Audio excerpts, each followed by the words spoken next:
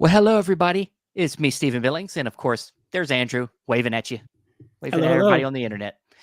We are back again here on the Chasing Labels YouTube channel and, of course, the audio podcast with another interview. And we are bringing back the lovely Julia I can never say it right. Marchese? Oh, Marchese. God, how many times must I say it?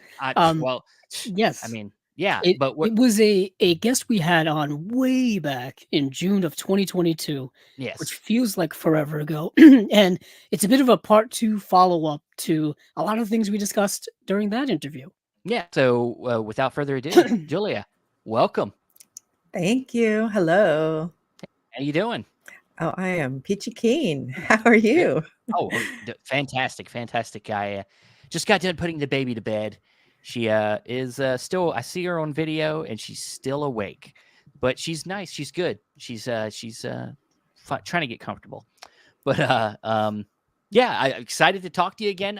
Last time we talked, we were talking about your short film. I Know What You Need, which is based on a Stephen King short. And you were doing this through a program called I think it was Dollar Baby. Mhm. Yeah. And so when we were talking last time, we hadn't gotten a chance to see it yet. But then shortly after, you were able to start finding a way to facilitate it out there. And then we got a chance to watch it. So how was that experience finally getting some eyes on it? Oh, it was amazing. It was actually a bit of a loophole because the contract with Stephen King for this is so restrictive. So just a brief rundown, if you don't know what it is, if you're watching, it's just a program that Stephen King had where you could buy the rights to certain short stories for $1 for 1 year. The contract made it nonprofit, non-broadcast, so you couldn't put it anywhere online. It could only be shown in film festivals or private screenings, and it had to be 45 minutes or under. But the bonus is that you have to send a copy to Stephen King to watch, so you know he's going to see it. Yeah. So because the film was playing at a film festival, it was a virtual film festival, but I asked them, is that okay? And they said, yeah, because it's only online for that week. And it was fantastic. And the coolest thing about it was that, when you put anything online, you're kind of asking for it, right? Like the trolls are going to come, they're going to attack just because they do. And so I was terrified, and it got zero negative reaction. It was all That's great. positive.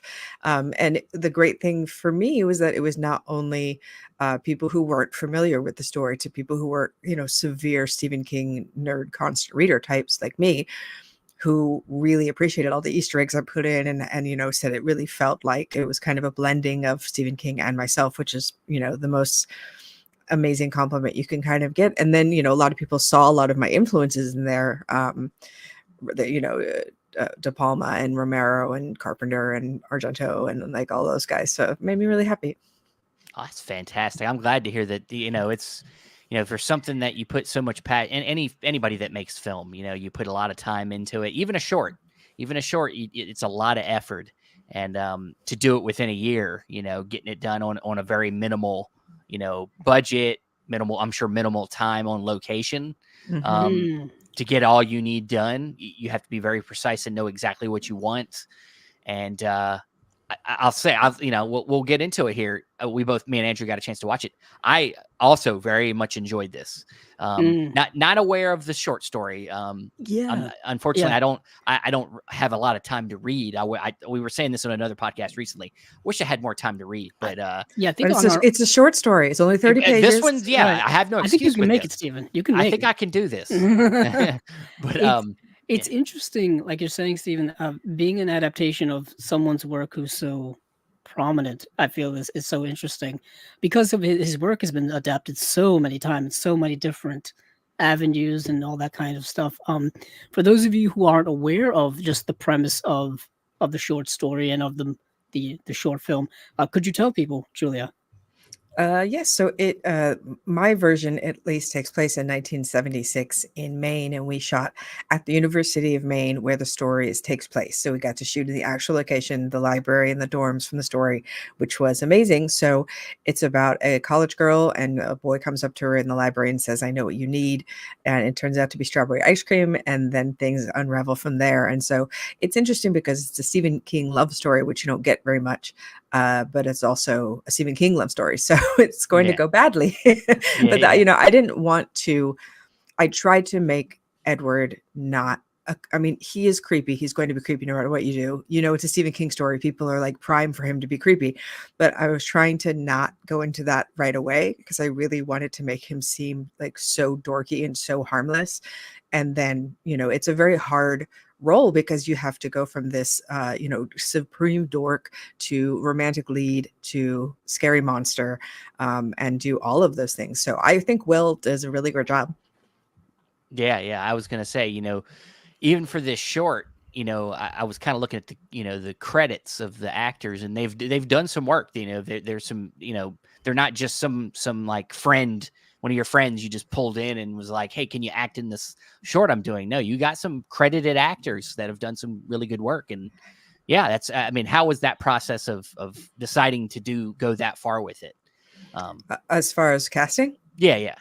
I knew. I mean, I wanted. You know, I've been making films for a while, and I know that I'm not going to make it if I'm not going to make it 100% professionally. Yeah. So, I went through, and because I was casting East Coast and I live in LA, I had to. What I did was I just basically sent out, because they all had to be college age kids. So I sent out a letter to all of the colleges on the East Coast, basically, and like, can you forward this to your drama department? And Yale said yes, and Harvard said yes, and Columbia said yes, and all of these places said yes. And so Giovanna, who plays Alice, is from Yale. Will and Colin are from Syracuse, and then Caroline goes to USC. So it was just a kind of casting's really fun. It's really cool to see people's different interpretations of it. But then also having being an actor as well, you know, the rejection hurts, right? Like, you don't want to hurt anybody's feelings, but it really does give you that sense of, it really isn't about you. It's just like what the director has in their head for it, but it doesn't mean that you've done anything wrong. And so it's kind of neat to see that from the other side. Yeah, that's great. Oh, a little aside, you say casting's awesome. Did you hear about the Oscars now having a casting award? Good. They should. Yeah, I know, right? Yeah. When's the stunt award coming? Exactly. Yeah. Exactly. Everybody's been crying about that award for so many years, and they're taking baby steps, I guess, getting towards expanding their award ceremony into actual movie production. They spent so much time worried about how long the ceremony is, and not about like trying to make it. Yeah, and they also spent time like trying to find popular ways to integrate people's attention, where like that's kind of not what the show is supposed to be about, or is It's about, not the Super or ever Bowl. been about. Unfortunately, it's not the Super Bowl. Not everybody's going to be into you. I'm sorry. Very true. Very true. I did want to ask about, what was it like shooting at the University of Maine? Like how did that come about? Did you have to like ask for permission and all those things? No, she just and did she just show up? I just showed up. I'm shooting here. Thanks. See you guys. It was really, you know, this. I think that this film is really the power in just asking, because I was like, you know what, I'll just ask, and they were like, sure, come on down. So Rebecca and Will, who work at the University of Maine, are the two of the nicest people, and they really, really, really went out of their way to make sure that we had everything we needed. Everything was running smoothly. We got to stay in Stephen King's dorm while we were shooting.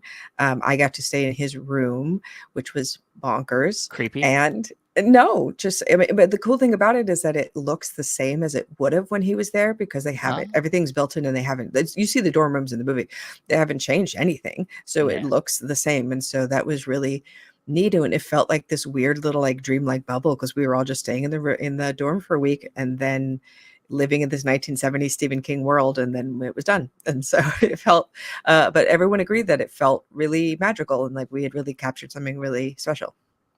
Yeah, well, let me ask you, this is one thing that came to mind while watching, was that, you know, even in budget filmmaking, it seems like a lot of times that studios don't want to spend the money on doing period films, you know, because it costs a lot of money. It's, you know, you're talking about, you know, cars and, you know, just, you know, hiring, you know, the production design has to create tons of new, you know, old looks, bringing it all back, finding old things. And so how was it, you know, in the sense that, because you're on such a micro budget, recreating the 1970s, how hard was that?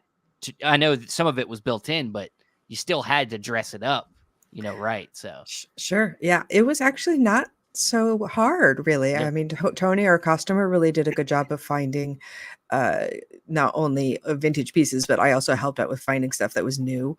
Yeah. My production designer, Jennifer, is incredible, and we got each other so well. And she got my aesthetic completely. She's won 2 awards for the production design for this movie, and I think that it's very Nice. well deserved. And then as far as the dorm room, half of the stuff in the dorm room is mine. We just like shipped it from my house because the aesthetic of the movie is my aesthetic, which is why people who know me are like, oh, it's Julia. Like this is what it Ah, is in my head.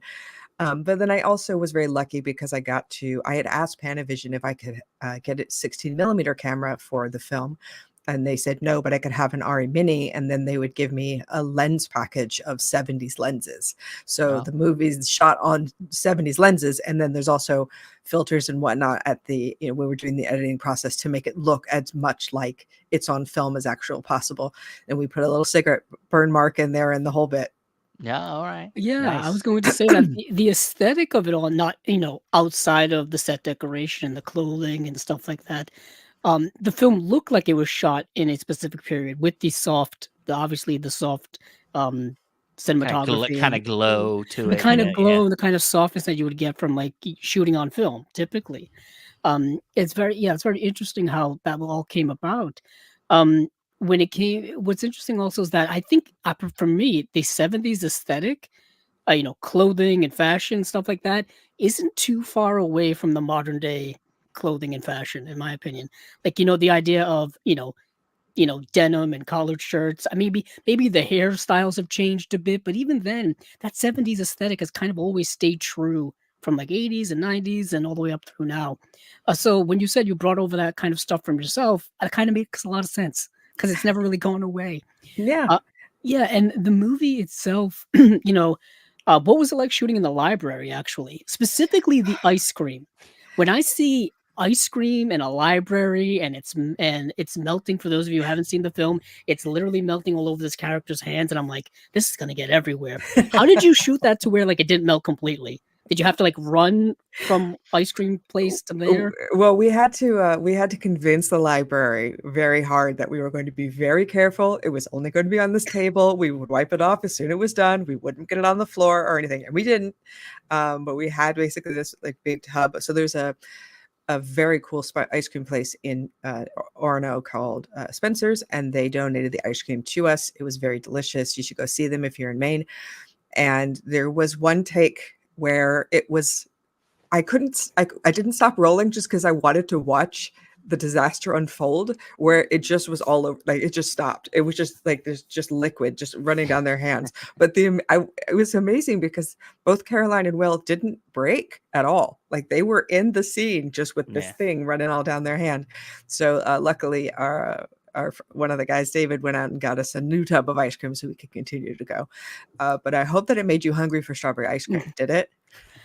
Probably just Yeah. ice cream in general. Well, yeah, I honestly, it reminded, like, I just literally finished a tub of strawberry ice cream not that long ago, and I'm like, damn, I'm gonna have to buy some more now. I didn't know. You know, I like, didn't know you so liked strawberries, Steven. I like a lot of different things, man. Yeah, You I know, mean, my palate for ice cream has always been rather simple. Chocolate, vanilla, strawberry. I guess the metropolitan of my youth. But I've always liked chocolate chip cookie dough. Has been my favorite for the Mm. last little I don't while. like anything too chunky. I don't like ice cream. I like to be smooth. I got And you. I feel yeah, you. yeah. More I'm like a like a I'm gelato. a mint Mm. chocolate chip with butterscotch on top kind of girl. See, I like mint chocolate chip, but as long as the chocolate chips are not too chunky, like Try if they're it. Try it with butterscotch. Mm. Life changing. I know it sounds okay, weird. all right. It's really good. But Yeah. were you too surprised by the plot of the story? Well, Yeah, upon the first watch, I would say yeah, I knew something sinister must be going on, but the yeah, film did a good enough job in the first part to hide the sinisterness of it all.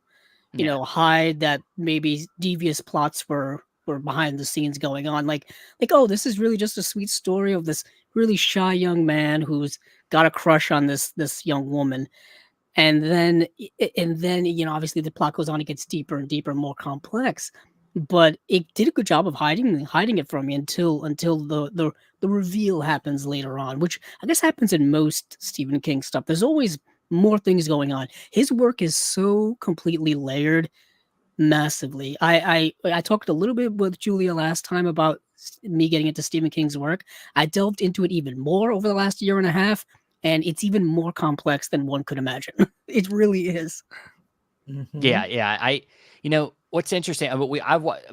I know me and Andrew we've at least watched it a couple times now, because we watched it initially and then we watched it again over the last couple of days to refresh ourselves. And upon the second watch, the thing that hit me, and I guess spoilers, just in case we somehow delve into something that you don't want to hear about this film, if you and Julia did tell us, if you are interested in watching this, you can reach out to her and she can send you an email with the way to watch it. So keep that in mind. But So if you want to do that, stop this now. You can watch the movie, and then we can come back and you can be unspoiled from a story that came out in 1976. But it's fine. We're good. Exactly.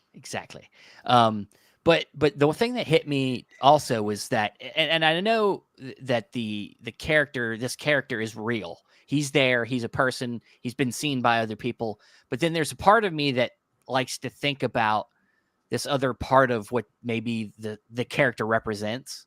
And that is like, and this is how it hit me, was that sometimes what we want in a relationship is not exactly what we need. Because this character obviously is reading her mind, knows her thoughts, knows the things that she wants. But that's not always what makes a good relationship. Obsession, like giving somebody everything that they want, is not really a relationship. That's how could you say no to it, though? Exactly. It is. There's a lustness to that. But that's not what. But that's the way. Like the second viewing, I started thinking about it, and I was like, nobody's seen this kid. Is this guy just like her manifestation of what she wants in a relationship? Because she's obviously in a crappy one with this other guy that you never really see, but you see snippets of him.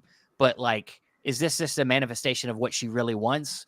But then later on, but I guess it's all about perspective. Did he really exist at all? Yeah, you see relationships like that are very much fulfilling a need or fulfilling a want or something like that, and then sometimes those relationships don't last. And it's interesting how it does show that one thing that you think a relationship should be about, fulfilling what someone wants, whether it be a picnic lunch, whether it be help with the answers to an exam or something like that.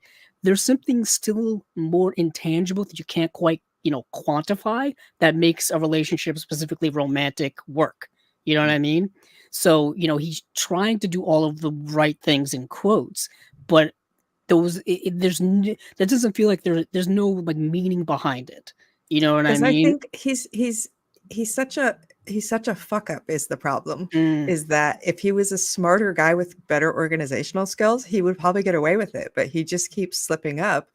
And I think that because obviously I've thought about this story every way you possibly can, and it's, if Edward had succeeded, if he had gotten Elizabeth for the rest of his life, he's stuck in that dork role forever. Right? He has to put on that voice. He has to put on those clothes. He has to be that person when we see at the end, like, it's not who he really is. It's not how he really sounds. So can you imagine, what was your end game, Edward? You're just going to be trapped in this role forever. Why would you do that? Well, I mean, that's something. It's something that as a person that's a married person, as you're married and you're in a long-term relationship with somebody, you realize that if you're spending all your time trying to just please them, it's not getting you anywhere. Like it's very one-sided. I mean, it's not fair to you. Like, as the person trying to please the other person, if that's all you're doing, you're just fulfilling a role that perhaps is not all that you are.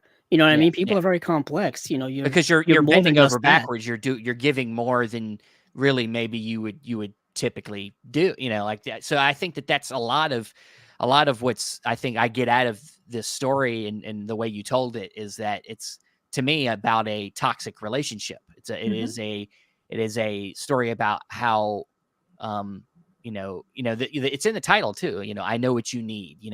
Well, you might know what I need, but there's more than just having something. It's about understanding why I need it, or why, Yeah, and for those of you interested in the short story, it is available in the short story collection Night Shift, which is Stephen King's like early like short stories it's in print. I think all of Stephen King's stuff is constantly in print. I don't think No, actually, is there stuff that's not? that is not true. Oh, please He tell me. has he has a movie. I mean, sorry, a book called Rage, Yes. which is a Bachman book, which he has yanked out of print. It's about a school shooter, and it's written in the 70s, when that a time when that was kind of something that you couldn't really dream of, and he thinks I think he thinks it's better that it's not Yeah. there. Although subject matter aside, I think that the book's actually really good, and I'm sad that it's disappeared. Yeah. But I have it, of course. You can get it if you're a nerd. Yeah. Well, yeah. If you have the money and you have access to eBay and places like that, you can track pretty much anything down. But yeah, that does make a lot of sense. Sadly, fiction has become reality in many situations, including school shootings. But just getting into kind of your background in Stephen King's work, I think we talked a little bit about it last time. Well, I was gonna say we don't have to go. Why don't we have to rehash that? Rehash Right. everything. We want people to go back and watch our first. Yeah, interview. actually, go back and watch that if you haven't. I just needed a way in which to update our viewers as to my journey through Stephen King. But I guess let me ask you this: did you Yeah. ever? I don't know if we asked it the first time, but did you hear from Stephen King after something like this? Did you get a note from him like, "Job well done"? Oh man, that's the dream, right? I mean, because that's the whole thing, right? Is like Frank Darabont made one of the first dollar babies, and then Stephen King was like, "Hey, you did," and then he went on to do, of course, The Mist and Green Mile and Shawshank. I do know that Stephen King saw the trailer. Okay, he said the trailer was very professionally done, it looked good. But as far as the film, I don't know. So he's contractually obligated to watch it. Whether or not he does, I'll never know. You know, you dream of the note, but not. I mean, I feel like all I really want from him is for him to see the dorm and be like, "Hey, like that looks familiar." You know, it just enough where I think, how could he not be fascinated by it being where it's set? I think that's kind of the big draw of the film. Did you like the kind of color mood shift at the end of the film? it was definitely different. Like I wouldn't say I disliked it or I was somewhere in because it was definitely a radical change to the color palette throughout the rest of the film. Was it inspired by Giallo? I feel like I was going to say, you said Argento is once you mentioned that, I'm like, there's the influence right there. It's the main influence is De Palma. So that was supposed to be, in my head, it was like, okay, an after school special meets Brian De Palma, and what does that look like? So Phantom of the Paradise was the movie that I showed my editor, that I showed my DP Alex, and really was like, okay, this is what I want it to look like. And one of the things I love about De Palma are his split screens. So there's a lot of split screens, especially at the end, although we do have some earlier in some of the montages, because there's I really wanted it to look like it was from the 70s and not someone modern trying to do the 70s. So I looked at a lot of 70s films and aesthetics and editing techniques. Yeah, you definitely did your homework, and I'm sure that's something Stephen King has to appreciate when he watches this, if he hasn't already. Yeah, because people say they see like a Creepshow thing as well, which I was like, I hadn't really intended that, but because Creepshow's so brightly colored, that's kind of a thing as well. Yeah, that like brightly lit horror, like that. It's different. You're used to, a Stephen King story or any kind of horror story being darkly, kind of in the shadows, but this one is out in the open, and it's out, and that's what I think is, interesting about this story, is that it's something that can happen to anybody, even though, of course, that the element of the story that's, I guess, supernatural is not. The supernatural element is, unique. But change that and make it into a stalker guy. It's very similar story. You're reading my mind, because upon a rewatch, I was thinking about how it pertains to, modern day context and modern day, relationships and things like that. I was thinking of, how there are red flags and green flags that people look at in people. For someone like Edward, it feels like he's always given off red flags that that the other character doesn't see. but her roommate does see it. Like she's Mhm. the one like trying to tell her this whole time that something may not be right that's going on. And I feel like that's a very modern thing happening all the time where you have friends who will tell you about a significant other, or if you're starting a relationship with someone that they'll be forthright with you and being like, yeah, I know this may mess up our friendship, but I don't like this person and I can't quite figure out why. I feel Yeah. like that was very much in there. Yeah, I mean, that's a good friend to do that, right? To put your friendship on the line for something like that. And I think you're right. I think everybody has had that experience where someone tells you about something, you're like, I don't know. That seems a little bit weird. But we were talking about in the story, when they finally open Edward's closet at the end, he actually has a Necronomicon in there, which in 1976 would have been a Lovecraft reference, but now is an Evil Dead reference. And I was like, Yeah. oh, that'll be weird and confusing to people. So I took that out and the voodoo section out, and so I subbed in Andrew McGee's push power from Firestarter, which is why he has the nosebleeds. So I Yeah. remember when we were on set, and there was one day when Edward came over to me, and he's like, he could have pushed Alice once. That's all it would have taken. And he didn't think of it. Like it's that non-organizationally thinking kind of thing. He just isn't, he's just so laser focused on Elizabeth. He doesn't think about the boyfriend or anything else. Yeah. Yeah, and there's certain kind of references to other Stephen King work, like you just mentioned with Firestarter. I noticed that there was a Derry name drop in there as Mhm. well. Of course, Castle Rock. Castle Rock was Yeah. name dropped in there as well. You know, There, these fictional places from Stephen King's work. oh, there's a bevy of Easter eggs, my friend, a bevy. Nice. There, and for the constant readers in there, even on Edward's jacket, you have 3 references alone. Um, they drink the soda that they're drinking is called Nazala Cola. So we had those labels specially I made up. didn't even notice that. So Nazala is in the Dark Tower universe. There's kind of parallel universes, and how you're in a parallel universe that looks very similar to ours is instead of Coca-Cola, they're drinking Nazala Cola. So it's actually they're in a kind of parallel universe in this story. And if you're a Stephen King fan, you see that and you're like, Nazala, okay, when you get it right away. I literally just finished reading the entire Dark Tower series, and I didn't notice that. So yeah, I think I just finished the Dark Tower last month. Oh, Like well, I because just finished going through it. he's wearing the Ka symbol on his jacket, Oh, I and then didn't he notice that. also has the smiley face with that Randall flag has in the stand. Yep.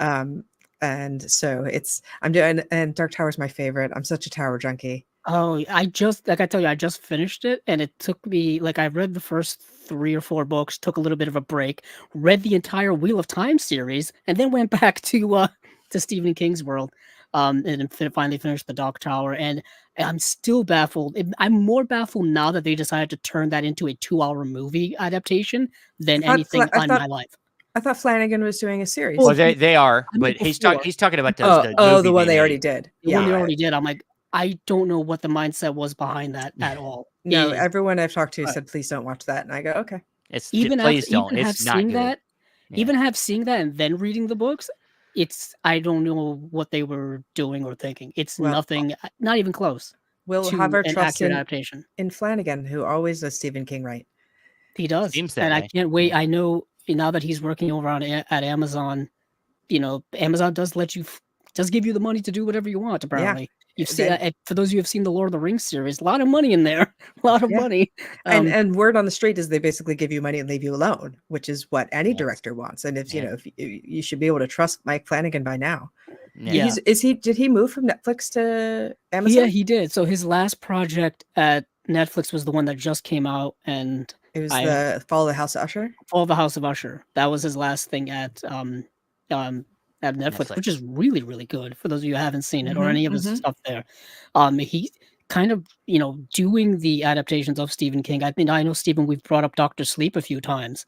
I love that adaptation. That movie adaptation of that. It's still such a shame that he apparently had other plans to do other Stephen King adaptations on the big screen, but since that film didn't do so well at the box office, doesn't really have that opportunity. But luckily the small screen is there, so we're going to get something, hopefully.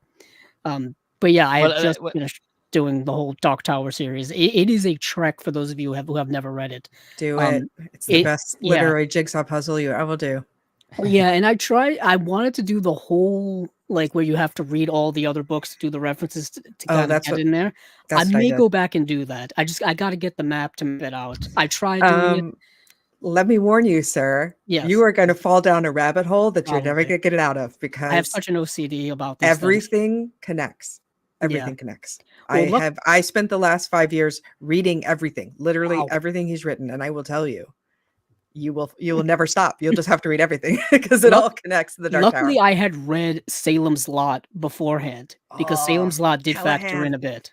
Because Yeah, a character, for those of you who haven't read, a character from Salem's Lot does play a part in the Dark Tower series, like shows back up, and then there's all references to what happened in that story and all that kind of so stuff. cool.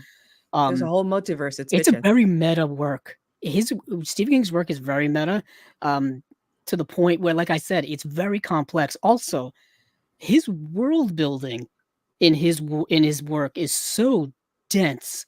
Like he Mhm. spends like hundreds of pages just doing world building stuff. Like no other author really does that. I know fantasy tends to do that a lot, but he's not strictly in the fantasy realm. It's like fantasy, horror, sci-fi genre Western, mishmashes. So it's all the so stuff. unique what he's doing. Taking Mhm. the time, and yeah, you'll go off on hundreds of pages about the history of the Overlook Hotel, about people and characters that really don't pertain to the main story, but it's just the world building. Mhm. That's what makes it so unique, and that's what probably made it.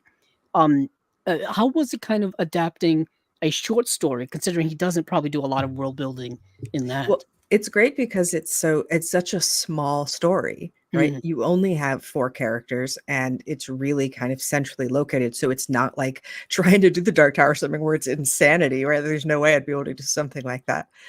Um, it was just amazing to have because this is my very favorite short story of his.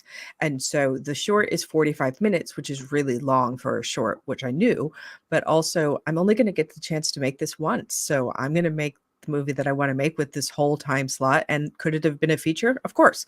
You just, if I had more money, you just slice in all of Edward's backstory when Alice tells it, right? You go to Las Vegas, you see his parents, like you see Tony when he had his car accident, like you'd see all of that. And then you're like, oh, okay, that kind of pads it out to 80 minutes, 90 minutes, and it could be a feature real easily, which would be amazing. Yeah, Well, that was one yeah, question I was gonna ask you is was there more here that that if you you had to cut could, down yeah. to get to that No, 45-minute mark. not really. I mean, well, yeah, I think the first cut was an hour, and then we had to cut down from there. But I think this story's really hard because every scene is like a domino effect and every scene leads up to the next scene. So there, to take a piece out would make it jump weird. So I felt like I couldn't really make it any shorter because I needed to have all of those important elements in there. And I tried to be as faithful as I could. A lot of the dialogues word for word from the story. The only things I really altered were Edward's pushing power. And then at the end of the story, when Edward gives her his whole speech about, like, never find somebody that knows you better than me, et cetera, et cetera. Um, Elizabeth doesn't say anything. She just walks out. And I was like, no, I would like her to say something. So that was the monologue and me trying to think of what I would say, how I would feel in this situation and give her this moment of strength in the story as well. She throws the box into a river and I was like, let's get some fire in there. That's a That's little a Mm, little pump it up. Jumanji. That's a little Jumanji-ish. Yeah. yeah, yeah. There's nothing more finite than burning something, and it's Burning it, also yes. it's kind of very cathartic. Unless It's it's a like a Jason purge. movie, you can't do nothing about She's it. kind of purging this dark person from her life. This kind Yeah. of leech. The when I first watched for the first time, I thought he was a vampire. Huh, I he's like thought an the voice energy was gonna be a vampire. vampire. Yeah. Oh, Yeah, that I would be don't. cool. Maybe I had Salem's Lot on the mind. I don't know, but it just felt like he was this leech, kind of leeching off of her. Yeah. So then that leads to my question to you. What happens to him now? Oh man. Oh, I don't know. That is the one interesting I thing is mean, this whole like are his powers gone now? Because as he does I he no longer have this ability to do I this don't to other think so, people? right? I would assume he would still have his power. It's just the purpose is gone, right? You know, like what he Well, he was. could pick another victim. That's what feel I'm like he's saying. I that mean, type. He's almost as if like you know, I would say serial killer, but he's not. He's not. But just the idea of moving on to a new victim. You know, what's his next obsession? What's his obsession after that? well, he You know talks what I about mean? how he could have used it for politics or something else, something big and meaningful, but he chose love instead. That was kind of a nod to Yeah. other Stephen King telepathic stories, right? You Okay. have Johnny Well, Smith and like you have Dead Zone is Firestarter. Dead Zone. Yeah. Yeah, From yeah, yeah, you have that who's using those powers for big things, fire yeah. starters for these big things. And it is interesting to have giant powers. You are like whittling down to this very small purpose. I think if his powers are gone, he's going to off himself right away. Like there's no Yeah. way he can handle that. I think if they're not gone, he's probably going to go bad. He's probably going to go rogue and like really use those powers for evil. Yeah. Because I don't think he could live without it. As far as choosing another victim, I don't think so, because Mm. he's been lusting after her since he was in kindergarten or first grade, right? Like it's been his whole life to this, for him to get to this point. So I don't know how he'd be able to replace that. I mean, is he even done with her? Who knows? I don't know. And then what happens to Elizabeth? What happens to Alice? Where do they Yeah. go? Yeah. Mm-hmm. Where's the sequel? God. Yeah, I know. Why are constantly you doing thinking- this to us? I know what you need too. Electric Boogaloo coming Exactly. soon to a theater near you. She's been I- thinking about this, as you can Yeah, see. and She's that's had that all planned out there. yeah. What's interesting is that, well, other than certain series, I would say the Stephen King typically do sequels to his work. I know, obviously, The Shining got Doctor Sleep, and the Dark Tower series is a series. Does he typically do sequels to kind of just standalone works?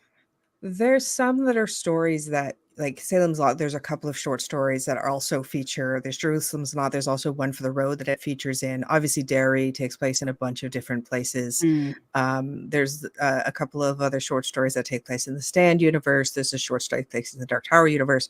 So there's a lot of, because the thing is, when I say, like, when you start going down, you go, okay, everybody who lives in Derry, everybody who lives in Castle Rock, they're connected, and then we're going to spread out from there. It becomes this giant. So, I mean, if you like multiverses, and who fucking doesn't? Yeah. I think the thing that blew my mind is, like, I'd been reading Stephen King since I was 11, right? I loved it. I loved Pet Sematary. I loved Carrie. And I didn't realize until I started reading the Dark Tower series that it was a multiverse. I had no clue that anything was connected. I thought they were all standalone. I'm like, oh, no, they're not. It's amazing. I also wanted to ask you, since you said you've been reading all of his stuff, Mhm. is there a work of his that you're not a big fan of? Because just for me personally, I read the Tommy Knockers, and I Okay. thought that was a bit of a slog to get through. Personally, That's a one that a lot of people don't like. I like it only because it connects to The Talisman, which is one of my favorite books. My bottom three are Dreamcatcher, which is terrible. And it's the book that got, after his accident, when he got hit by the van, this is the book that, like, got him back into writing. So I like it for that purpose, but it's not good. The movie also terrible. Yeah. But my two worst books are Desperation and The Regulators, which they call them like sister novels, and they take place it's very strange. They take place in the same world, but the characters change places. It's very strange. I didn't like either one. So, and I think The Regulators is one of the most ridiculous concepts for a book I've ever read in my entire life. It's so crazy. So those are my bottom.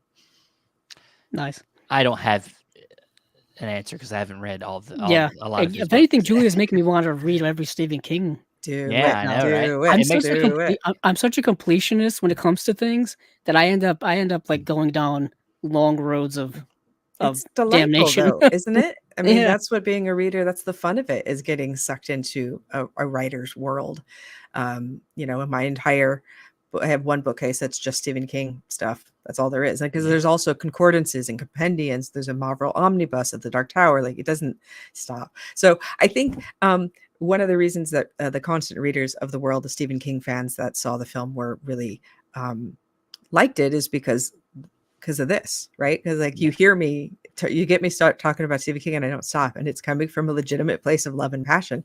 And I hope that translates to the screen.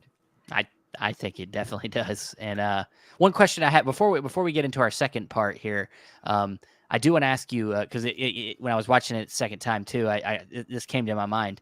The roommate Alice, how did she turn out so well coming from Derry? Because kids from Derry either die or they have bad parents apparently. So Yeah, they get amnesia as well. Well, if you leave Derry, you do get to be successful. So perhaps I it's there. And she says they also go into Dark Score Lake, which is off center of Denver. So we don't know where she's really from. But I would like to shout out Giovanna, who plays Alice, because I think she gives an incredible performance. And she just, the day that we shot her scene, because that big dialogue scene that she just has this giant monologue, and she's a theater actress, and so we just, okay, let's do it from this angle, do the whole thing, let's do it from that angle, do the whole thing. And she did it every time. She never messed up, and she was really in it every single time. So I was very lucky to have actors, because when they came on set, none of them have ever met before, so you're just hoping that everybody's going to get along and work well together. Awesome. She was really great. But before we move on, also, any other filming, any other projects? I know you're still podcasting, right? Yeah, I'm So on 3 podcasts. So I have Horror Movie Survival Guide, which is my main one, that we talk about how you survive horror movies. We just celebrated our 350th episode for that. Nice. So pretty cool. I'm also on the Losers Club, where we talk about Stephen King exclusively. So you can hear about me talk about Stephen King even more than you already did today. And then I also have one called Jodorowsky that's all about Alejandro Jodorowsky and his works. We're talking about the Techno Priests coming up. And then as far as other projects, so the thing about Hollywood is that like you make a movie and then you hustle for the next movie, right? Like that's the whole thing, is if you make a movie, you hustle, you make a movie, you hustle. So I'm in the hustling stage. I have a couple of projects that I have a couple of scripts and ideas that I'm looking to make, but the issue is just like this, because this movie, yes, I had that loophole where I got to have it online for a week, but for the most part, people can't see it. Yeah. So you can only use this as a calling card to say, this is what I can do. Do you like what I do? Do you want to see what I can do next? And it's the creative part's easy. It's the money that's the problem. So if you have money and you like what I do, let me know. Please ask her for this, the short film, so you can see what she can do and make a decision, because she did really. I think anybody that can make what you made on such a small budget has the skill, has the foundation to make other great stories. So please, thank you. Anybody out there, give Julia. Give Julia we do a chance. also want to mention before we do transition, Stephen, that the program that Julia used in order to make this, kind of is ending. Mm-hmm. Well, yeah, we somewhat brought that up. Yeah. Yes, in last December of 2023, there was just all of a sudden an announcement that the program was over. I didn't, obviously I didn't know anything about that. And so the woman who runs, there's the proxy between the Dollar Baby filmmakers and Stephen. Her name is Margaret. She's very lovely, and she's retiring. So when the day that it came out, I sent a little sneaky email. I was like, so you need somebody to like take over? Because I could do that. But she said, it's done. Like it's forever done. So I think it's something where it's probably, because it's just him being kind. This whole program is saying, I know the use of my name is going to help you as a filmmaker. And it will, because people, who are in film festivals will be like, oh, Stephen King. And of course, you're going to get more eyes on it. And that's the whole point of the program. But it was never obviously about making money if he's charging you $1, right? This is all, but it's also something I'm sure his lawyers are not happy about. It's like a headache you don't have to worry about, like this whole thing. But it's crazy to think that mine is now one of the last ones. And certainly the last of this story, because the cool thing about it was, as I said, when the Dollar Baby program had a very strict list of short stories that you could choose from, and I Know What You Need was not on that list. So when I sent in the email, I was like, oh, they're going to say no because it's not on the list, but they gave it to me anyway. So I know that there's no way they gave that to somebody else. So I'm like, okay, this is as far as the Dollar Baby version, I'm sure there'll be a feature of it someday. Hopefully by me. But hey, it'd be cool if one day somehow the ability to get these out was available, like maybe like on a Blu-ray, and you put make a collection of all the Stephen King shorts and put them on Blu-ray. I was thinking even as extra features on like reissues of some of the other more well-known Stephen King adaptations. Like if they reissue, I don't know, it what like it in a couple of years, or they Mhm. reissue something like that, and then like, oh, one of the special features is one of the Dollar Baby adaptations of another Stephen King's work, Yeah. and it just Yeah. happens to be It'd be cool. I know what you know, I know what you need. Well, I know that there's a VHS version of the Frank Darabont one. He did The Woman in the Room, and it's with another one that I can't remember what it's called. And that one came out in the 80s that you could buy that VHS. And I think since then, they've been very strict about that. You're not allowed to sell DVDs of this work. I think it would be I would love to see, because the thing is there's been hundreds over the years, and like, Yeah.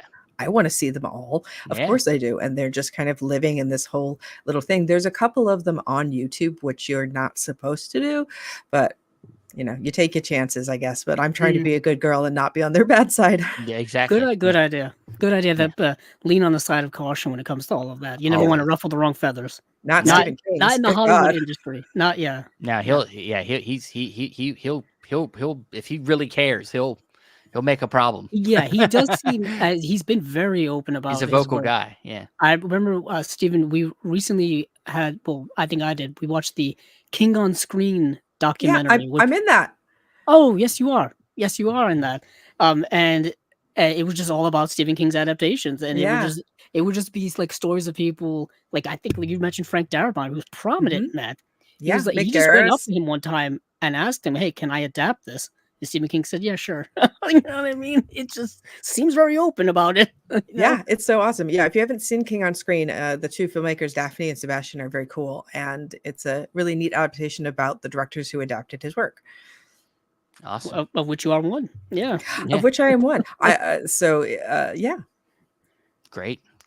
Well, once again, thanks for sharing all that with us. The behind the scenes on I know what you need, and of course, once again, reach out to Julia if you want to watch the movie. Yeah, I'm on Twitter, Facebook, Instagram, TikTok. Just message me. I will message back 100%. Awesome. So before we wrap it up, we did want to add a little fun little wrinkle here at the end, because this is releasing. I'm thinking right on Valentine's Day. I'm gonna release this on Valentine's Day, and so hey, some of you guys be going out with your significant others. You know, maybe you're going on a first date, and maybe you need a suggestion for a movie to watch with that date. So we all have 3 suggestions for date movie night. And Julia being the guest, please give us your first one that you would like to throw at us. Off list, I would just like to mention that I Know What You Need did win Best Romance at one of the festivals. So you can look at it that way if you want to. A fucking sick romance, but a romance nonetheless. All right. Number 1 choice for if I was going to watch a date movie with somebody would be High Fidelity, because it's an incredible movie with flawless performances, but it also is a great movie because you can watch it when you're heartbroken, or you can watch it when you're in love, and it works both ways. And I feel like not many movies could do that. How do you feel about the High Fidelity choice? Oh man, it's been a while since I've seen really that like movie. that. I'm honestly, I probably haven't seen it since closer to when it first came out. I think I Watch it. Yeah, I gave I it a need to watch rewatch it a again. few years ago because I think I rebought it because I had it on DVD and I rebought the Blu-ray. So then I rewatched it, and it's a very interesting character study of a very complex individual with the John Cusack character. Yeah. And there's always that meme of him just sitting with all of his records around him when he's rearranging his records, and I just feel like that all the time when it comes to movies. You know what I mean? Well, Like, I got mean, all the right? movies and stuff around me. Look at my life, Yeah. right? Like this is Yeah. what we're feel talking you. about. I'm literally I got mounds of them all around me, like even in front of me. So I feel that all the time. And if you haven't read the book of High Fidelity by Nick Hornby, I highly recommend it. They translated it from England to Chicago for the film, but I think the film does an excellent job. The film is, I believe, directed. Is that Stephen Frears? I believe that's the director. Don't know. I'm sorry. Yeah, I know. I have to look it up, or else it's gonna bother me. But there was a Hulu series with Zoe Kravitz Oh kind of taking yeah. that. It was only one season, then it got canceled, but it was brilliant. And it took that whole concept and kind of switched it from a male to a female perspective, but played it out really, really well. Like you were able to get even more deeper into that movie, and it is Stephen Frears, and John Cusack, Jack Black is in the film as well. One of Lisa my Bonet. favorite performances of his. When he takes out the Bob Dylan album, and it's Blonde on Blonde, I think. It's great. So many great moments in that movie of like just an old school movie, but still relevant in its themes. Yeah. Mhm. Old school in the sense that it's very set in the 90s, so it feels very 90s. Awesome. Good pick. I'll go ahead and say I'm I don't know about you, Julia, but I kind of did three. Like when I picked my three, I picked three different types of movies because everybody considers certain different types of movies to be like perfect for watching with a girl or a boy, whatever. But Sure. so the first one, I'll go kind of along with what your pick is, something more in the sweet drama / something that's a little bit more on that level, and that is a movie called About Time with Oh, that time's great. Donald Gleason, um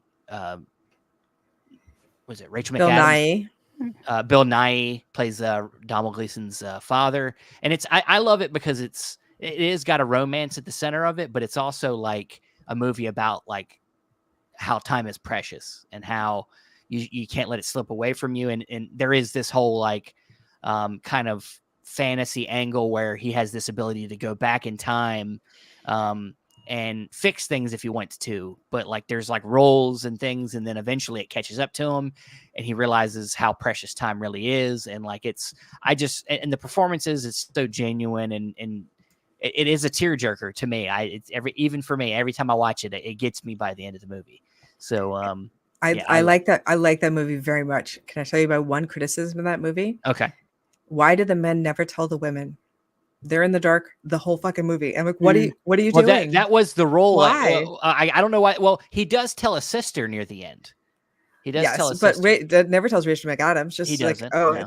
I'm gonna have this Yeah, giant and secret her from you. life is so radically changed because of the time. Well, I mean, the thing is jumping. most of the decisions and why he does his going back in time is because of her. So I guess he feels like if he told her, then it would ruin it. I don't know. Probably Yeah. would. But yeah, I know.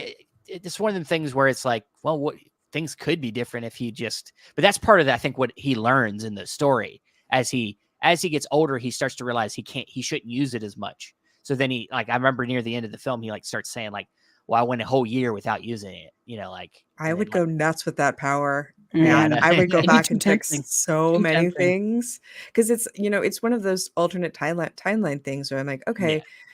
I made this choice, but there's alternate timeline Julia that made that choice. And then if you think about this, like infinite concurrent realities happening at the same time, and you feel like you didn't miss out on anything because everything's happening everywhere all at once, right? Yeah. But I feel like the ability to go back and fix mistakes, oh my God, that'd be amazing. Yeah. As but someone who overthinks every situation all Same. the time, Yep. It would be such a dangerous power to have. Like I would be abusing the heck out of it. yeah. But for my pick, I'm gonna go a little more not quite supernatural like Steven, I guess, with the whole time jump thing. I'm going with Love and Basketball. It was a movie I had seen on so many people's like favorite romance films for so long, and a few years ago, I finally bought it, added it to my collection, and gave it a full watch. And it is as endearing as they say it is. It's one of those that does live up to the hype. And for those of you who don't know, it's basically about two friends who grow up are pretty much around the game of basketball. They're both highly talented individuals about basketball, and the film is both their individual journeys along that path, but also how it intertwines and is interwoven within one another because of the game of basketball. And there is a romance of them coming together when they're young, falling in and out of love, in and out of relationships, and kind of just going through the journey of life and how life is a very long journey from the time when you're very young to the time when you're, in your adulthood. And it can take many paths that'll bring you back into people's lives and out of people's lives and back in again, romantically, friendships, acquaintances, all those things. And I think it's a really, really solid film. Came out in the year 2000, directed by Gina Prince Bythewood. There's a Criterion Blu-ray of it now, which which is great. And it's a really endearing, great story. I like the whole friends to lovers story. I know there's a whole trend now in fiction and I guess TV and movies where it's enemies to lovers is a big thing, but I guess I'm more of a softie and I like, friends to lovers storylines. Yeah, you've seen that one, Julia? I have not seen that one. Add it to my list. Add it to the list. All right, Julia, please tell us your second pick. My second pick is Harold and Maude. directed Oh, I by thought you were gonna say Harold and Kumar. No, Harold and Kumar. Go to White Castle. That is my second pick. no, Harold no. and Maude, directed by Hal Ashby, which I think is one of the most unusual romance movies. I think it is a movie that the first time I saw it in film class, and I was like, "How did this movie get made? This Yeah. seems like this movie could not have gotten made, and yet it did, and it's perfect." And I think everybody who sees it, I think the great thing about it is everybody who sees it comes out appreciating life more and really feeling joyful about life. And I think that's a very rare thing to have. I feel that every time I watch it, I'm like, okay, yeah, let's go out and fuck shit up. Have you Yeah, two seen that one? yeah. Oh It's yeah, it's such a film school staple, it I is, think, yeah. or It even like is. a cinephile staple. Criterion. Wait, Criterion's Yeah, got it. Criterion's put it out, Paramount's put it out. Yeah, Hal Ashby is such a I love Hal unique Ashby. Yeah. director. Being There is another Being one with, There is with I love Peter that movie. Sellers. Being There is great. Yeah.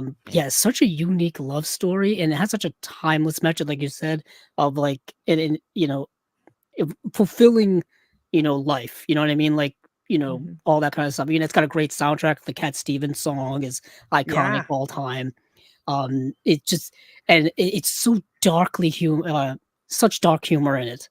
The character is at one point he just hangs out in cemeteries.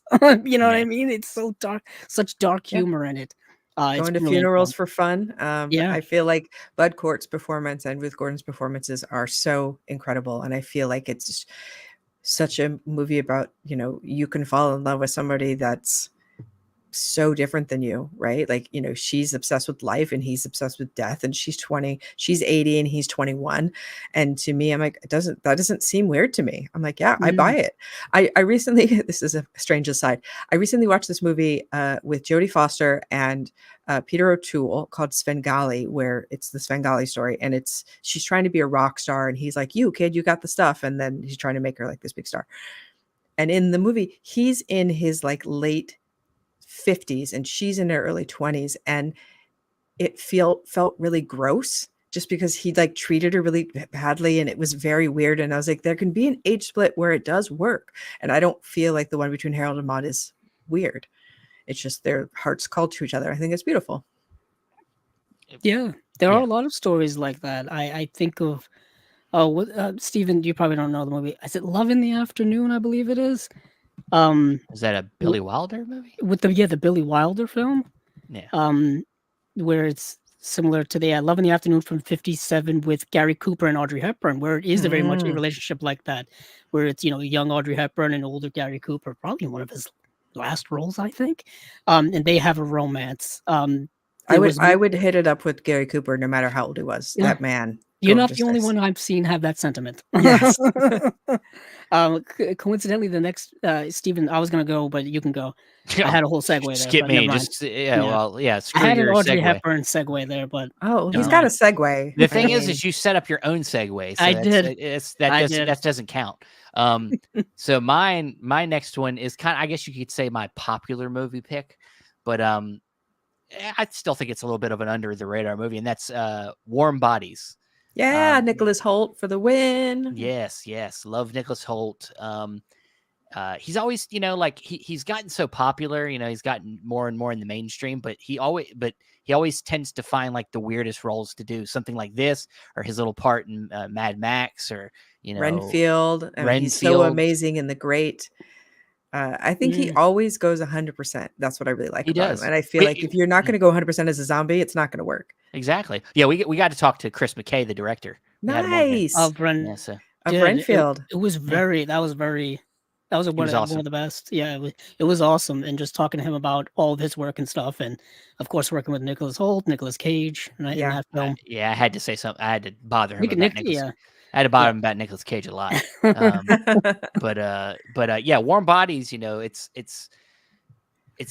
at the time when this came out, Walking Dead was like the biggest thing ever, and so this was just another zombie thing. But then they do a nice twist on it, with the romantic angle where the zombies, he's becoming more alive as he's starting to fall in love with this girl, girl that's still alive, that he meets, and it's got a nice take, interesting, different take on the zombie genre, and I and like you said, the performances and Teresa Palmer's and John Mhm. Malkovich's in it, playing a military guy, and it's a fun movie, and I think it's one that I think when you're with your date, it's something you can laugh at, but then there's also gross moments and stuff, and it's Fantastic. yeah. It's like Romeo and Juliet meets zombies. You know what I mean? Mhm. That's kind And of I'm the way I sure always that's how look they at it. pitched it. I'm like, The way I okay, pitch guys, people. I got it. Romeo and Juliet plus zombies sold money. Yeah. There you go. Yeah, it's interesting. Like I feel like all the great horror stuff all comes in waves. There's a wave of popularity. Like zombies were really big in like the 2010s, vampires as well, and then they go away and it comes back again. And I feel like that was in during that time. Well, I Yeah. feel like there's always like a big tentpole one that kicks off the Right. imitators. I think with zombies, it was definitely 28 Days Later, which just Yeah. completely changed the whole scene. And people are like, oh, zombies, great. But then they can never quite get to that level. I guess it's the same as like Night of the Living Dead, right? You're going to try to get to, you're like, yeah, you can't get to George Romero's level though. Yeah, he's got Really true. he's got a perspective that not everybody has. You know, they the thing is most of the time studios, they look at the wrong thing of why something's popular. They don't really understand what it is. They look at the Right. surface and they Well, like then they also kind of overuse it to the point where of people course just they get milk sick it. of it, They milk and it. just move Yeah. on. Yeah. I know that movie was directed by Jonathan Levine, who did one of my favorites, 50-50. I believe Yeah. that was the movie he did after that. Oh, he did Warm Bodies after 50-50. But I guess my pick, which I set up an Audrey Hepburn segue earlier, I was gonna say, Yeah. it'd be cool if Audrey Hepburn played one of the roles in this movie. I But guess. speaking of Audrey Hepburn, and I I was know. gonna I can't segue really. you. There I you go. gotta like go back and I gotta go back in time, like in About Time, and like set up that segue again. There you go. But the movie I'm choosing is Roman Holiday. Nice. Just a film that I've been endeared to it for so many years. It's it was a movie that was just pure magic from the moment I saw it until till this day. Directed by William Wyler from 1953, one of Audrey Hepburn's first films that she was ever in, I think.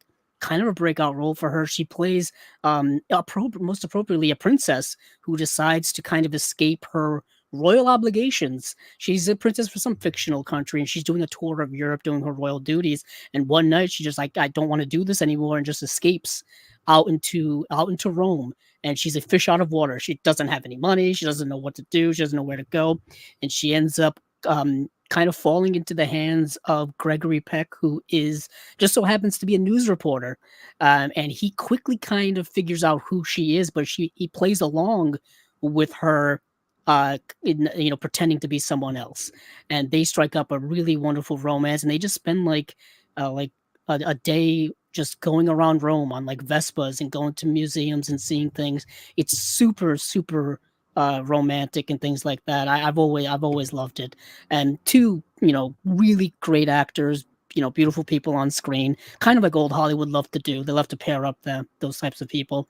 I've always been endeared to that movie. So when I think romance, I think Roman Holiday. I think that's a great choice. Yeah. Thank you. All right, Julia, please tell us the grand finale here. What's the one that really I want to be surprised by this one? Come on, give me. You, give me I don't something know if crazy. you will be surprised, but my final choice for the ultimate date night is Moulin Rouge! Exclamation point. My wife Wow. loves that movie. To be honest, I almost chose that. I Yeah. almost chose it myself. It's like what you want love to be, right? Yeah. This is everything that it can be in a film. And I love, that Baz Luhrmann's is such an incredible director, and that movie I think is his masterpiece and really goes through every emotion you could go through in a film. It's, you laugh, you cry, the whole bit. But I feel like the last time I saw it in the theater, and the can number is so joyful and so brilliant that I was crying. It was like tears streaming down the face just watching it. It's so lovely. And I think Ewan McGregor, flawless, right? And I feel like I think that really, I feel like all the movies I picked, so High Fidelity, Harold and Maude, and Moulin Rouge, are for me like 10 out of 10 no notes, right? I can't think of anything I would want to change in any of those movies. I think it's absolute perfection. The fact that I, like as a filmmaker, I look at Moulin Rouge, I'm like, how do you storyboard that? How do you know what shots you want? You have so much going on. And, I felt the same way, like Everything Everywhere All at Once. I'm like, I don't I don't understand how this works. How do Yeah. you do this? You know, Baz Luhrmann has a view of the world that is so unique and is the world that I kind of wish I could live in. You know, this like, larger than life, more beautiful and more colorful, and just perfection. Yeah, I actually took my wife last year to see the on stage touring, Moulin Yeah, Rouge. I saw that when it was touring in LA as well. Yeah, and it was great. I mean, they changed some of the songs and Yeah, I was updated it. dubious. I was dubious about that. It seemed Yeah. weird. The It song was some of it update. was weird, but I was like, well, stage is the stage. They're just trying to update it, but they did keep some of the main songs. So it didn't bother me so much. But my wife loved it. She was. I just got pictures of her just kind of like awed by the whole set and everything. Just it was awesome. But yeah, my wife loves that movie. Mhm. Sometimes I'll be doing a podcast. I'll go upstairs. She's up there. She's watching it. She's seen it so many times. Yeah, that's a good pick. That's a good pick. I almost picked it myself. Coincidentally, I almost picked also Baz Luhrmann's Romeo and Juliet. Yeah, that That was seemed waffling between the two, right? Yeah, that seemed to be that was a staple growing up. Like everyone Mhm. loves that adaptation from our generation and What stuff. about Definitely. Australia? Come on, guys. I have Australia over here on the couch as well. They just recut that actually into like They a did. longer Into a series version. series version. Or Yeah. Okay, Hulu. so question I have about that, is that literally just the movie cut into bits, or did they add new stuff? There's more new stuff. Not Yeah, new it's like a stuff, but longer stuff cut that of the wasn't movie. used. Yeah. Oh, okay, so it's just Yeah. like a director's cut kind of thing. Yes. Essentially, yeah. Yeah, Okay. like unused stuff that he added in, and then I guess makes it long enough to cut into episodes. That seems strange, but okay, it's your movie. Yeah, Do what you want. yeah, Baz Luhrmann. You were just mentioning Baz Luhrmann. For somebody who's going to be thinking outside of the box, it's him. Yeah. I do want to plug this that I'm actually a fan of his version of The Great Gatsby. I I don't don't know care why. about that. And I'm one of the outliers, I guess. Yeah, you are. No, here's the thing. I feel like that's the best adaptation of Great Gatsby you're ever going to get. I think it nails exactly what it's going for. But, and I'm sorry if this is going to offend or F. Scott Fitzgerald's fan, I don't think The Great Gatsby is a very good book. I don't think the plot's very compelling. I feel like he did the best with what there is. I think it's weird to have it be from the side character who's not very interesting instead of the actual characters who are very interesting. I think it's a strange story. So I feel like he did what he could, but the story itself it is almost feels like when you adapt that, you have to not switch focus from Nick Carraway, but you have to focus on the more exciting things, which is Jay Gatsby and Daisy's sure. relationship and things And like I get that. it's like the outsider looking in. I get it. But Yeah. wouldn't the story be more exciting from Gatsby's point of view or Daisy's point of Probably view? would. It would take away the mystery, I guess, behind the great Joe. Who is Gatsby? You know, what's his backstory? What's his deal? Why is he throwing such lavish parties and he doesn't even he's there, but he's not really present for them. So you have the first third of the book from Nick's point of view, and the second third from Gatsby's point of view, and the third from Daisy's point of view. Mm-hmm. There you go. There Well, you go. all I got to say on the matter is that I don't typically like movies about boring rich people. So Well, they're not boring. They're throwing good parties. That's the thing is though, that's- they're it only throwing like goes the so most far. lavish parties you'll ever see. Like party, it's the roaring who 20s. I mean, the Baz Luhrmann's parties. Those are the best Extravagant. parties on screen. Why would that's the I party know. I dream Yeah. of? Yeah, I wouldn't want to be there though. I'd be like, oh, this is inconvenient. This is too much. It's interesting. Yeah. Well, yeah, it's supposed to be much. too much. If anything, Never enough. It's a critique of the times, I guess. Okay, but here's the Ironically, thing. Like yeah. people, because we, obviously had to read Great Gatsby in high school and break down the whole thing, and like, oh, these people are so superficial and they're just spending money and frivolous when there's stuff in the world going on. But they also just came out of World War I and the fucking flu pandemic, Yeah. and having gone out of a pandemic ourselves, we're like, they can party a little bit. It's okay. Celebrate life. It's all right. You're not being like this frivolous nonsense. I get it. Yeah, I agree entirely. I think the context of I think the 20s they put into a context, a historical context of coming out of the tumultuous years of World War I, which is literally deemed the war to I end said all World War wars. I, didn't I? Yes. Okay. Yes. Good. They called it the Great War. They didn't think Yeah. another one of these things was going to happen because the first one was so horrific that they just didn't think it was going to happen again, which unfortunately it did. But yeah, and then coming out of all of that is just yeah. But that's a whole Great Gatsby thing. Yeah, I too did read the Great Gatsby in like middle school, high school, and college. We went over it so many times. You obviously don't dislike it as much as Julie does. But But well, it's because I'm so familiar with it, and of course, it's been adapted a couple of it times. has, And this one definitely is the one with the most, I think, juice behind it. It's got the Yeah. most man, but definitely stuff the biggest behind it. budget. You get Very much so. DiCaprio. You get DiCaprio. You get the You biggest do budget. get DiCaprio and Carey Mulligan and Yeah. everyone in there. And Yeah, Tobey very good. Maguire is kind of Well, perfect for Nick because he's so milquetoast. And you're like, yeah, yep, I was just gonna say, that if you guy. want to get as plain as you can get, you go with Tobey Maguire. Yeah. Yeah. But for my final one, I'm gonna go You gonna with. let me? You gonna let me go? No, you know what, Steven? You just Yes, keep I am. skipping Damn over it. me like I'm not here. I'm so used You to know, going second. That's why. Chaos. Just no, I there's no know. order. There's no Obvious. rules. You know what happened is Apparently. I've got the wrong 20s in my head, and I'm just going crazy. I'm at a Gatsby party now. Well, you know what? Go ahead and go. Go ahead, go. Okay, I'll go I then. would. Yeah. No. Yeah. Go ahead. Go ahead. Okay. I'm gonna do Before Sunset. Nice. Oh, the That's whole a good one. series. The whole series. Yeah. We can't talk about the whole series. I Andrew. could have chosen the whole series, but it's kind of cheating. And I know. guess I almost chose that as well because I'm that's pretty so much the perfect example of It is. love the in first cinema. film is the one I go back to the most. Like I rewatch it almost nearly every year now. I know people love Before Sunset is also amazing. They're all amazing, but the first film is just that magic of instantaneous connection with someone, instantaneous,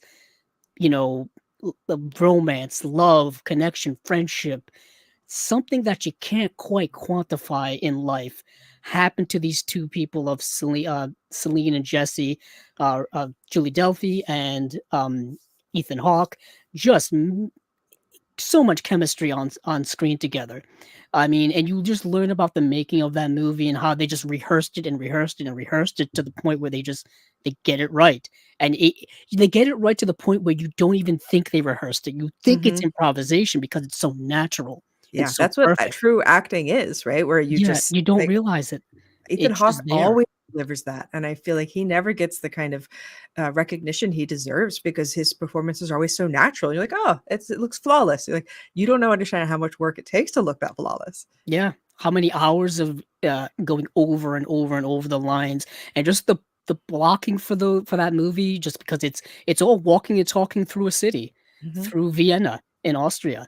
These two people just meet by happenstance on a train going through Europe. They're going to different places at different times, but they happen to just converge in this one place, and they get off together and spend one day in Vienna, one magical day. And of course, it would kind of ignite this romance that would then go on into, a sequel and a third film. I know many of us would hope that there would have been a fourth film by now, but there still could be, for all we Still know. could be. I don't know. Richard They broke Linklater it. plays the long game. Yeah. They broke the whole. They broke. I know it broke the whole 10-year cycle thing It was or nine. so. I think it was 9 years. Yeah, between 9-year movies. cycle. Yeah, Because the yeah. first one was in 90. No, the first one was in 94. The 91, second was 94. 03, and then the other one was 2012 or 2013. Yeah, One of something those like two. that. Either way, the cycle has been broken, but I don't care. Just give me the fourth film. It'll be there. It'll be there. Maybe they'll do 18 years and Who come back knows? and, But in their all I old know is that age. these two characters are forever cemented in my mind of just two magical people. You know what I mean? It's a magical romance that you kind of only dream of in your hopeless romantic dreams, like I have. Exactly. And then Word you is get to word. and then you get to Before Midnight, and then it's different. Well, then Before Midnight's probably the most mature of it all. It probably shows you is, what it is. happens. Does love endure? How strong can this love be? Can love be something that can carry you through your whole life, or does it just fade away like all other emotional feelings? I mean, the whole trilogy is asking so many big time questions. It's awesome. Yeah, it's fantastic. Linklater's. I mean, I haven't seen a Linklater film that I haven't liked. I feel like he knocks out Even of the his park. lesser work I found to be even Still I get something compelling. out of. Still Like me and compelling Orson to me. Welles, I bring up all the time. No one talks about that movie. In film class we watched Slacker, and that was the first movie of his I saw. And there's a big film class. There's maybe like 150 people in the class, and I was the only person in the class who liked it. Me, and I had to defend why it was so great. And I was like, "You guys, I don't know what movie you guys saw, but this was fucking brilliant and so amazing." So I always feel like, got you, Rick. It must have been a good. That would have been a proud moment for me if the only one that liked something. Yep, I felt good. It's good. an incredible, brilliant film. I feel like I think it is as well. I don't know what movies they watched. Well, I mean, that's the fascinating thing about movies, right? Like everybody watches the same film, and yet you're watching totally different films at the same time, which is incredible. Yeah. That's why we do it. That's why we talk about it. All right. So the last one I got here, and this is where I divulged, I think, from everybody here, because I looked at my last pick as like, okay, so when you're doing a date night, it's not always about romance. Sometimes it's about lust. It's That's about true. picking something sleazy sometimes. So yeah, there's a lot of sleazy movies I could have picked. I went with one that goes with like to my core because I love this movie so much, and I chose Roadhouse because it's so sleazy. He went for And the Swayze. it's a guy movie, but Mhm. it's a movie with Patrick Swayze in it. Who girls love. And they love Patrick Swayze. They love Sam Elliott in his prime, where he was like, he has He got that the long voice. hair. Yeah. And then there is a lot of like, there's nudity, there's sex scenes, there's what's the actress's name? I'm blanking on her name. But she's a nurse, and then her and Swayze hook up, and it's like it is a guy movie, but it's like a movie I think women they get into it because it's like bars and drinking, and it's all sweaty. Everybody's sweaty, and it's like I think a girl that like is maybe feeling it. You want to get her going. You throw some Swayze on.